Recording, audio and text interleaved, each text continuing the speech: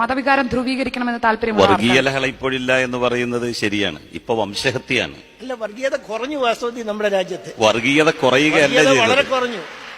ഇനി മറ്റുള്ള മതവിഭാഗങ്ങളിൽ പെടുന്നവർ ഉണ്ടാകാനേ പാടില്ല എന്നുള്ള തരത്തിലേക്ക് ഭ്രാന്തമായൊരു ആവേശമായി മതം രൂപപരിണാമത്തിന് വിധേയമാവുകയാണ്. അങ്ങിപ്പോ പറഞ്ഞു, ഒറ്റപ്പെട്ട വർഗീയ കലാപങ്ങൾ സ്വാതന്ത്ര്യത്തിന് ശേഷവും ഇന്ത്യയിൽ ഒരുപാടുണ്ടായിട്ടുണ്ട്.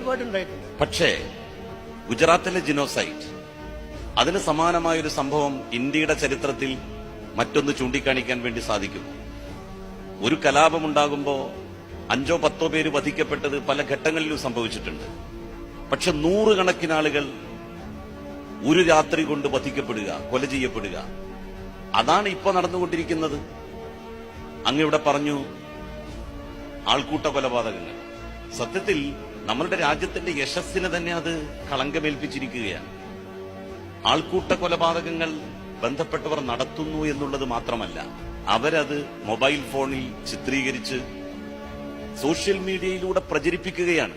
ഞങ്ങളിതാ ഞങ്ങളുടെ നാട്ടിൽ ഇന്നയാളെ കൊന്നിരിക്കുന്നു, ഇന്നതിന്റെ പേരിലാണ് ഞങ്ങൾ കൊന്നിരിക്കുന്നത്, നിങ്ങളും അത് ചെയ്തോളൂ, ഞങ്ങൾക്ക് നിർഭയം അത് ചെയ്യാൻ സാധിച്ചിട്ടുണ്ടെങ്കിൽ നിങ്ങൾക്കും അത് നിർഭയം ചെയ്യാനുള്ള സാഹചര്യം ഇവിടെ ഒരുങ്ങി വന്നിരിക്കുന്നു. ആ ഒരു റോങ് മെസ്സേജാണ് അത് നൽകുന്നത്. അത് സംഭവിക്കുന്നത് ഒരു മതത്തിൽ മാത്രമാണോ? ഞങ്ങൾ മതത്തിന് വേണ്ടി ഞങ്ങൾ ചാവേറുകളാകുന്നു, ഞങ്ങൾ മനുഷ്യരെ കൊല്ലുന്നുണ്ട് എന്ന് പറയുന്നത് താങ്കൾ തന്നെ താങ്കളുടെ വിശ്വാസത്തിൽ തന്നെ സംഭവിക്കേണ്ട തിരുത്തലിനെ കുറിച്ച് ഒരു മതത്തിന്റെ പേരിലാണെങ്കിലും മതത്തിന് വേണ്ടി മരിക്കാൻ എല്ലാവർക്കും കഴിയും. ഇനി ഫുൾ കൻ ഡു ഇറ്റ്. പക്ഷെ വിശ്വാസം അനുസരിച്ച് ജീവിക്കാനാണ് പ്രയാസം. അതിനാണ് നമ്മളുടെ രാജ്യത്ത് ആളുകളെ കിട്ടാത്തത്. മതത്തിനു വേണ്ടി മരിക്കാൻ നിങ്ങൾ ആഹ്വാനം ചെയ്തു നോക്കൂ. എല്ലാ മതവിഭാഗങ്ങളിൽ നിന്നും നിരവധി പേർ വരും.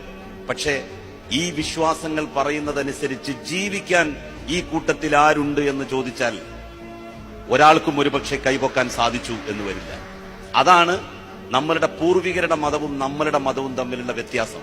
അങ്ങിവിടെ നേരത്തെ പറഞ്ഞു, കമ്മ്യൂണിസ്റ്റ് പാർട്ടി വിശ്വാസികളുടെ പ്രശ്നങ്ങൾ കൈകാര്യം ചെയ്തതിൽ പരാജയപ്പെട്ടു എന്ന്.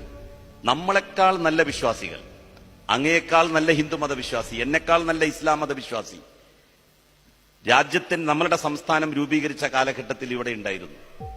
ആ കാലത്ത് പ്രഥമമായിട്ട് നടന്ന തെരഞ്ഞെടുപ്പിൽ ഇടതുപക്ഷമാണ്, കമ്മ്യൂണിസ്റ്റ് പാർട്ടിയാണ് കേരളത്തിൽ അധികാരത്തിൽ വന്നത്. വിശ്വാസികളുള്ള സമൂഹത്തിലല്ല കമ്മ്യൂണിസ്റ്റ് പാർട്ടിക്ക് പ്രയാസം നേരിടേണ്ടി വരുന്നത്.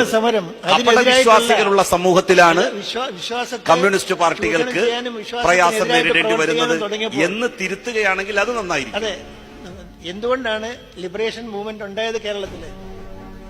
വിമോചന സമരം വാസ്തവത്തിൽ CPM-നെതിരായിട്ടുള്ള ഒരു പ്രതികരണമായിരുന്നു.